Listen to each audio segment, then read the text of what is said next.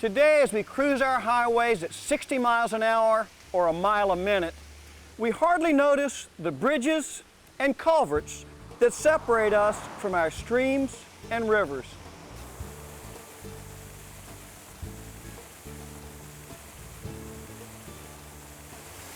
And when we break bread with friends here in the 21st century, we rarely think or care about where the grain was ground.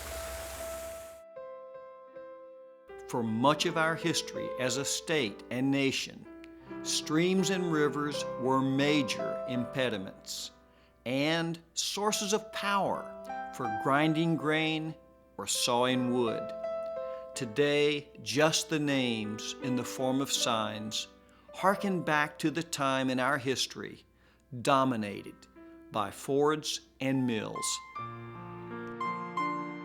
If we look closely across our state, hidden cemeteries often mark the location of abandoned churches and villages that sprang up near fords. In the 18th, 19th, and early 20th century, towns and villages frequently grew up near fords, places to cross a river. With modern transportation systems and bridges, these towns were often bypassed. They withered and decayed, leaving behind old buildings and ancient cemeteries.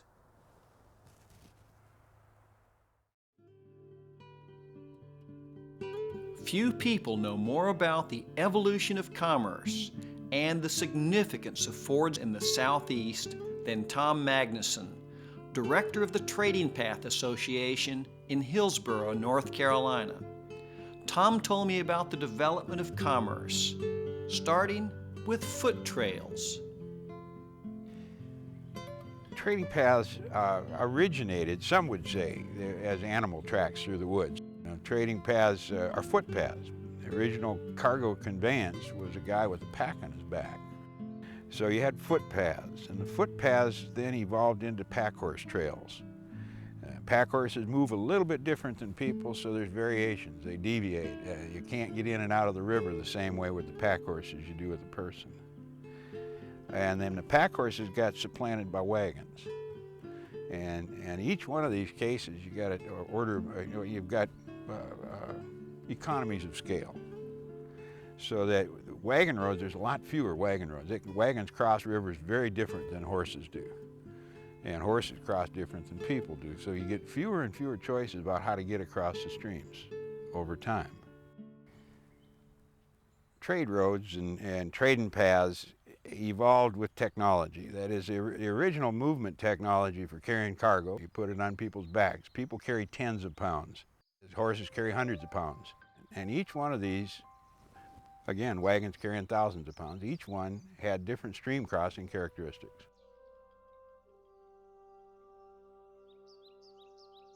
I asked Tom Magnuson to define a ford.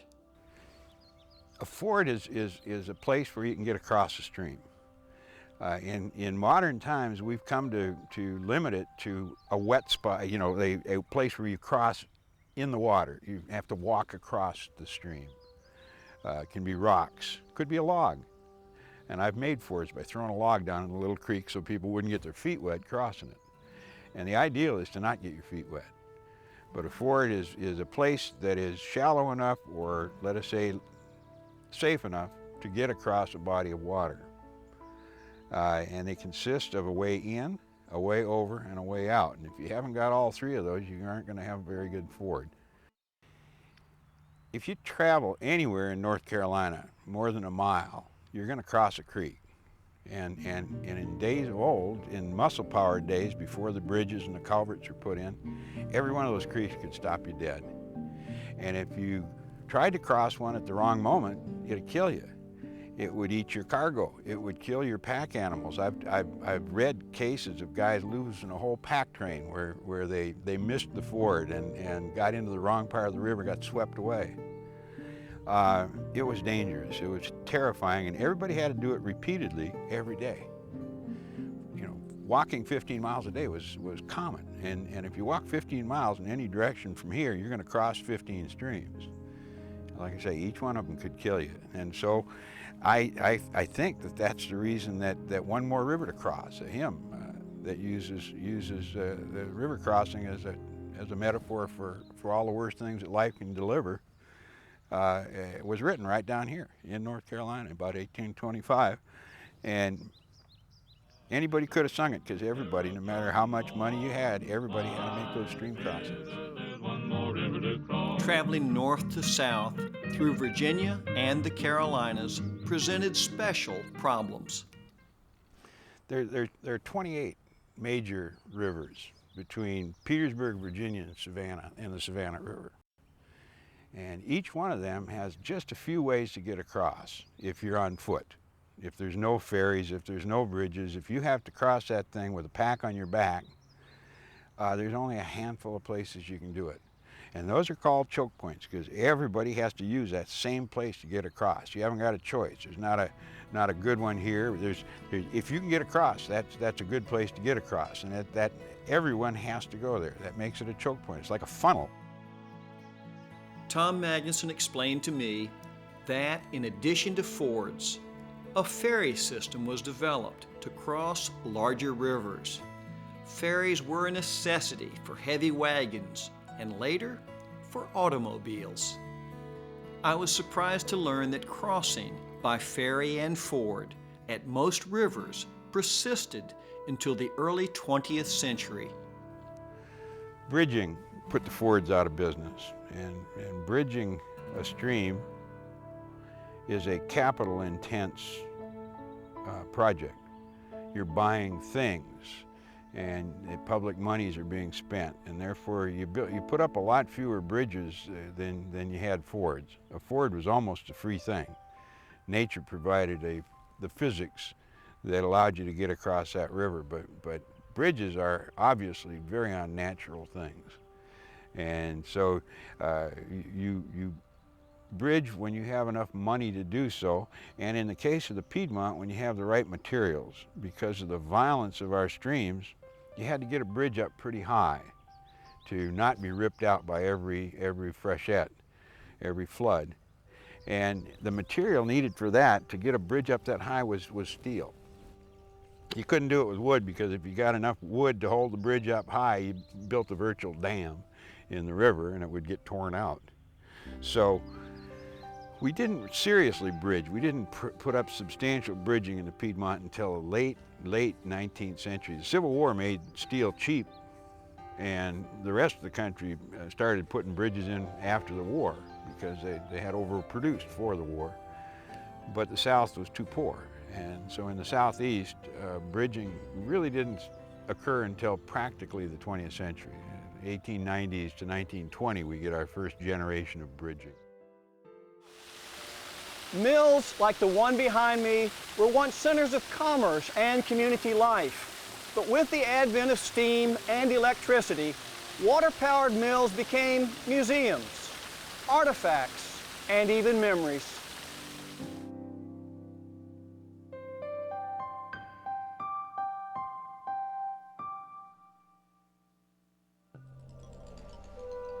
In the late 1800s, there were literally hundreds of small milling operations.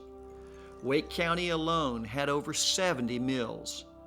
To find out the importance of water power in North Carolina, I talked with Rebecca Copes at the Yates Mill County Park south of Raleigh. Rebecca told Exploring North Carolina about the history and significance of Yates Mill, a story typical of many mills in the Southeast. Well, Yates Mill was established sometime around the 1750s. We believe around 1756, which is the earliest known date associated with the mill site. We believe that the mill itself, when you look at it today, that it probably represents mostly a 19th century building, but we think that it was actually made from some of the earlier mill structure. So adaptation and reuse is certainly a theme at Yates Mill. Well, besides serving in many different business aspects, Yates Mill and other mills like it also served in a social function. There were many different types of community gathering activities that would have taken place out here, as they do today, once again, which we're very happy is happening. But many different aspects of that. So things along the lines of going swimming, boating on the mill pond, fishing, as well as perhaps meeting a sweetheart down by the old mill stream. There were baptisms that were known to take place out here. The miller had to make a living, and Rebecca told me how he did it. So if you were historically traveling to the mill to use the miller's services, there are a couple things that you wanted to make sure that you brought with you. Of course, first of all, you needed to have whatever it is that was being ground, be it corn or wheat, or perhaps you had some logs that were going to be sawed into lumber, some wool that was going to be carded, something along those lines. But there's another thing you better remember to bring with you, and that would be a way to pay the miller for his services. For instance, if you were lucky, you might actually have some coins or some money that you could pay the miller directly for the services, but more likely you would be bartering. Perhaps you're trading something like corncob jelly, or perhaps grandma made a blanket that could be traded in exchange for having your grain ground. Otherwise, though, there is something known as the miller's toll. In this case, we're talking about the miller taking a prescribed percentage of the grain, if that's what you're actually having done at the mill. So he would take perhaps about an eighth or so of what was being ground and keep that for himself. He might sell it back to the community, or he might use it for his own family. And that way he was able to get payment for what he was providing to the person coming to the mill. One of the most important members of any community was the miller. He was a mechanic, carpenter, and jack of all trades. The miller in charge of Yates Mill today is William Robbins. This site was selected because of its geographic location, which is on the fall line. That is the intersection of the coastal plain and the Piedmont section of the state. The founders picked this spot because of the flow of water in the creek and the granite outcrop of rock that it flowed over, the natural fall, which gave them a resource to build a dam to create the mill pond that we use for the stored energy to operate the water wheel. And that pond is approximately 24 to 26 acres. Here at Yates Mill, we have a structure known as a flume or forebay that connects the pond with the water wheel. At the pond end of this structure is a gate we call the head gate. And that head is the difference in the level of the pond and the tail race of the water leaving the bottom of the water wheel. Now, we leave this head gate open all the time, which allows this wooden structure to stay full of water. It's constructed of white oak, and like a whiskey or wine barrel, as long as it stays saturated with water, it will hold water. At the wheel end of this structure, we have a gate we call the control gate, and it's operated by a lever inside the mill. And by raising that lever, I can raise the gate, which lets water flow under it and onto the water wheel. There are compartments in the wheel that we call buckets, and when enough of these compartments fill with water, it's the weight of the water trying to fall, the gravity pulling on the water, that turns the wheel round and round, and not the force of the water striking the wheel. The Yates Mill is powered by an overshot water wheel that is 12 feet in diameter and 4 feet wide, and it's been calculated that it generates anywhere from 7 to 12 horsepower. In researching this episode of Exploring North Carolina, we were surprised to find county maps like this early map of Cumberland County, on which the map maker has rated rivers and streams by horsepower. Water power was essential to the life of all growing communities. Now here at Yates Mill, the corn milling process takes place using granite millstones. Granite was the typical stone used for milling cornmeal. It's a common rock found anywhere in the eastern United States from Georgia to Maine. And there were quarries that specialized in the manufacture of millstones. Now this was a seasonal process. You planted your corn in the spring, it grew all summer, you let it dry out in the field till it reached a certain moisture content. Then the farmer would harvest his corn, but you shelled your corn and then you wanted to get it to the mill as soon as possible because there were not the storage facilities that we have today in those days. And rodents and insects would contaminate your grain, so you needed to get it milled as soon as possible. Wheat, on the other hand, was planted in the fall, grew all winter, and it was harvested in the spring, so you would not have carried out both these processes at the same time. The significance of Yates Mill is not really that it made cornmeal. There were 70 mills in Wake County alone at one time. Yates Mill's significance is that it is an intact and working example of the third federal patent issued, which was issued in 1790 to a man named Oliver Evans for the automatic flour milling process. And that process took place here in the mill on the opposite side of the mill.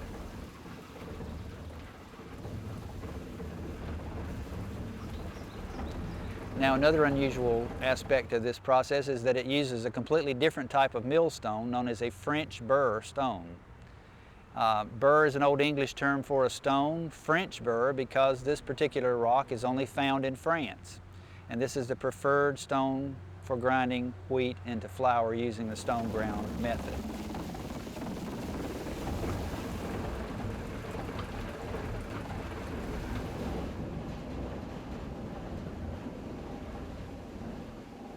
Yeah, typically millers had to be a jack of all trades. You had to be a little bit carpenter, a little bit blacksmith, a little bit engineer or millwright. This is a series of interconnected machines, and some of them are very primitive. Most all of them require a great degree of maintenance to keep them running properly. Plus you've got a wooden structure sitting in the water. Mills were usually located at intersections or crossroads or fords across streams.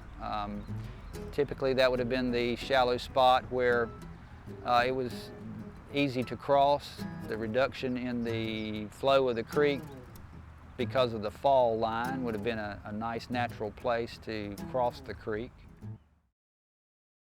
Evidence of the presence of mills and fords across North Carolina, from the coastal plain to the mountains, is now barely visible. Stone remnants and old road depressions are often all that remain. We could not tell this story and many other stories on Exploring North Carolina without access to extraordinary photographs taken decades ago. We get them from the Brimley Library at the Museum of Natural Sciences, the North Carolina Collection at Chapel Hill, and the Office of Archives and History in Raleigh. Our good friend Mike Hill at Archives and History explains this extraordinary public resource. The Office of Archives and History can trace its history back to 1901. We've recently celebrated our centennial. Since 1971, we in this office have been part of the Department of Cultural Resources. The State Archives is housed here in this building at 109 East Jones Street in Raleigh, between the Executive Mansion and the Legislative Building. And this is where you want to come, where North Carolinians come to do their research on North Carolina and its history. Many people come here to do family history. Here you find courthouse records, such as wills and deeds, personal papers of prominent North Carolinians, maps, and photographs. Across our state, you will see some of Mike's work in the form of History on a Stick, the markers celebrating our heritage. Since 1935, Archives and History, in conjunction with the Department of Transportation, has made an effort to mark sites of statewide significance along North Carolina highways. These familiar cast aluminum, silver and black markers dot the highways. You'll find them at crossroads across the state, in every county, and they are our way of introducing the public to sites and topics of statewide importance.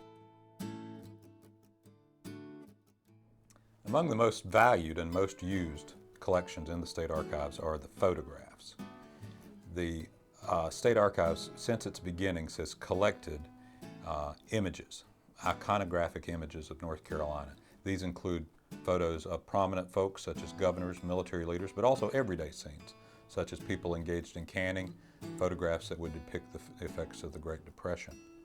The photographs are often contributed to us. Some are made by staff members here, but some of our most used and most valued collections are those that came to us from Travel and Tourism, another state agency, and those from the News and Observer. We have their back files. The Archives holds a great collection of early maps, including the Collett and the Mouzon maps from 1770s. But we also, the State Archives, has modern 20th century maps, such as county maps, soil survey, aerial views. The manuscripts, maps, and photographs found at Archives and History demonstrate clearly that mills and fords were social centers and the backbone of new communities and of a growing economy. Mills, and especially fords, were also central to the battle plans of every general whose armies crossed this land. Militarily, fords are the critical terrain in the southeast. You know, to move an army, even a small one, through the Piedmont requires a great many stream crossings on a very limited number of places to cross, because an army has such a heavy baggage tail. There's fewer and fewer fords that they could use. Dragging a chunk of artillery across the stream, you have to have a very solid bottom, which may limit it even beyond normal limitations. So they're very important, crucial strategic choke points. And all of the commanders that have fought in the South in American history used them.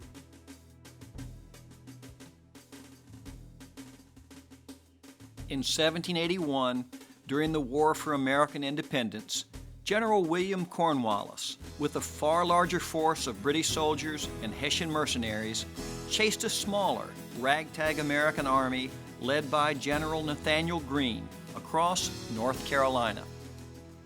General Greene used North Carolina's Piedmont rivers as a buffer between the British Army and his smaller force.